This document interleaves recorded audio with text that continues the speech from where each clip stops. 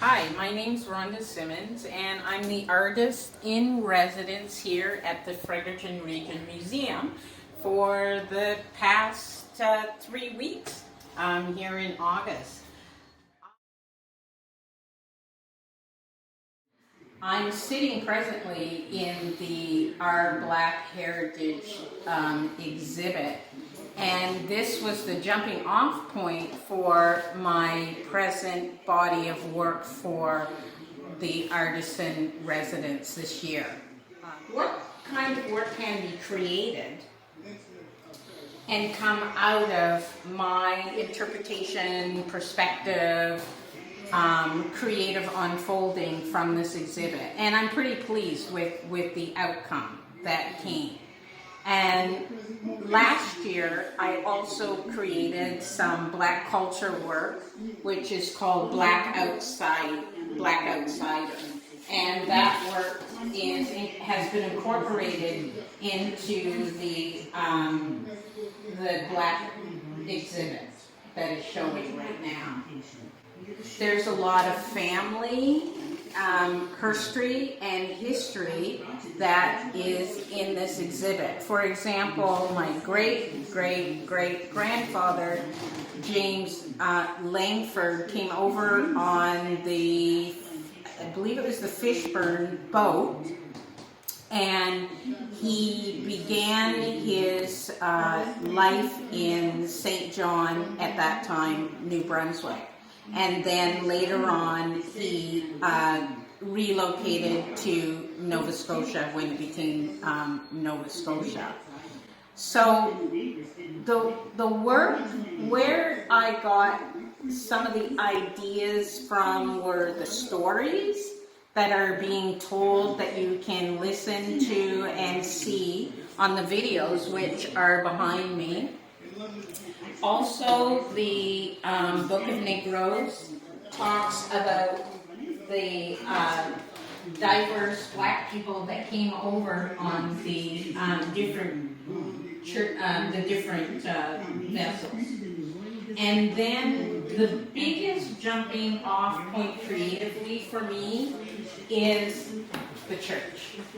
The St. Peter's Church, which was the first desegregated church, as well as was the first mixed burial for Blacks and Whites to be on the same turf of land. The interesting thing about the church is my family and myself were active members of the congregation. So there's a lot of memory in this exhibit for me.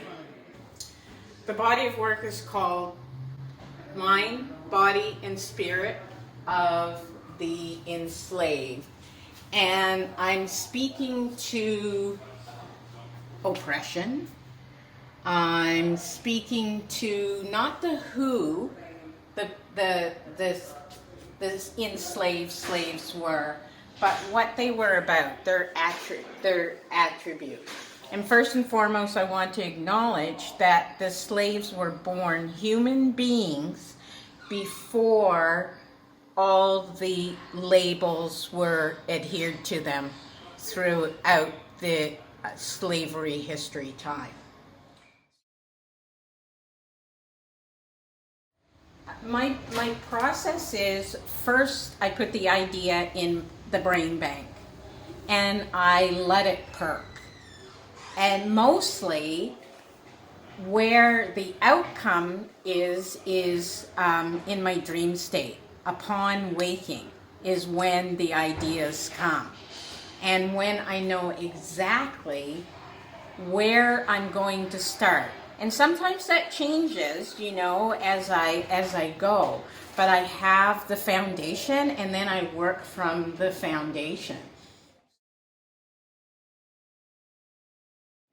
So this particular one, root medicine, the suitcase was upcycled and re-envisioned. It had a past life as another piece. And interestingly enough, one of the things that kept on coming up is use what I have. I'm an assemblage artist and I collect. I collect very different odd things and I use them. And also I'm supported by friends who believe in me as an artist, and they just give me things and say, well, Rhonda, you know, you could probably use this. And in particular, this house, the big house, was sent to me from BC from a friend. It's an old jewelry box. And when I was thinking this piece out, I was like, the master's house. This is perfect. So the white picket fence are popsicle sticks.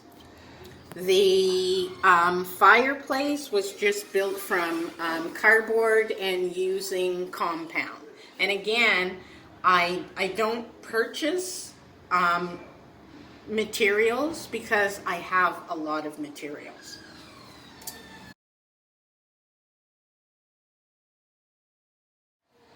The spirit one, I used the template, the wood, from the pieces that I had done last year. And I was trying to figure out what is it going to look like. So I started taking objects out of my small storage boxes and I would put them on the table. And my pieces speak to me. They just speak to me. And I listen because I fully tune in when I begin my work. And the final touch on them are these old nails, rusty nails that was given to me by someone, and that was for me just the bee's knees of this particular piece. And one of the things that you will notice if you follow my work, I tend to use a lot of mirror, broken mirror, and use it as mosaic throughout a number of pieces that I've created throughout the years. And I like the mirror because it's fragmented, it's reflection, and it's insight. Now, this piece, before ours, this particular shadow box was given to me actually from Melinda from the Fredericton Region Museum. She's the executive director, and she had given this to me. And because my time was limited, I actually like big pieces. I like to do big pieces, but when your time's limited, you have to rethink that, especially I have to rethink that. And this one, I started with the 4 R's, the reading, writing, arithmetic, run, and it sat for a week or so because I wasn't quite sure where to take it. Again, I started going in my little storage boxes and I started taking out objects and just putting them on the table. I had a pretty full table at this point. And then it started to unfold. Those objects really stood out as to what I was going to use. And the other thing that you'll notice that I use, especially on the side, is a pattern, the African patterns. I really enjoy it, especially in the black and white. And so I will incorporate this also into a lot of my pieces. And in terms of putting them together, I'm pretty low tech. I'm very, very conscious that I stay as chemical free as I can in terms of glues, etc. So I keep it simple. And that's basically, my process. Sometimes these pieces, I move them around my space. This piece in particular lived with me in my bedroom for 2 or 3 nights because I just wasn't quite sure of what it would look like, and I just stare at it. And when I move it in different parts of my live workspace, it shows itself differently, as all the pieces do.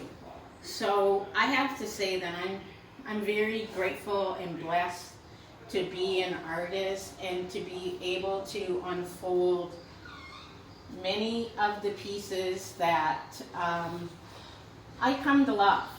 So now, when I end my pieces, when they're complete, this morning before they came, they were smudged and blessed, and so that it was time for me to let them go and go on their journey.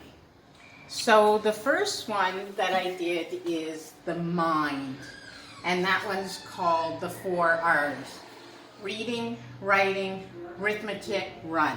Of course, reading, writing, and arithmetic can stand on their own, but I put run in because I wanted to acknowledge the importance of the level of awareness and intelligence that it took to organize to get people to freedom. I'm quite fascinated with the Underground Railroad, so this was really important. And then the other thing is, that's not spoken a lot about, that I've read in our Black Canadian history, is about the freed slaves. And so in the left-hand corner of this picture, I have a $5 Canadian bill and 41 cents. And that was approximately what the freed slaves would make per month, which would turn out to be $65 a year for their wages.